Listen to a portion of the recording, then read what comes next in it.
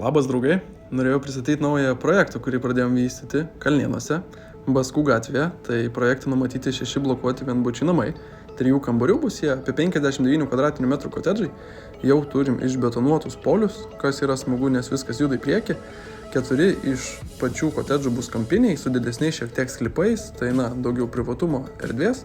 O kas smagiausia, kad pats kvartalas turi jau pilnai sutvarkytą infrastruktūrą. Tai yra įrengtas pušų parkas, apšviesti takai, teniso, krepšinio aikštelė, 2 vaikų žaidimų aikštelės, lauko sporto zona ir yra įrengtos parkavimo vietos. Tai mes turėsim jų šiek tiek daugiau ir jeigu žmogui reikės 2-3 automobiliam, bus galima išsipirkti papildomai, manau, čia irgi dar vienas toks pliusas. Yra įleidžiami atliekų konteineriai, visos reikalingos komunikacijos, numatytas miesto vandentikis bei nuotekos.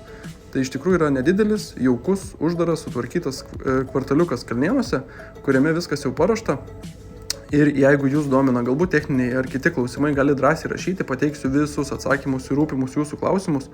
O kaip matote iš video, tai bus tokie patys kotedžai ir vaizdai, manau, yra labai gražus, ypač saulėtą dieną.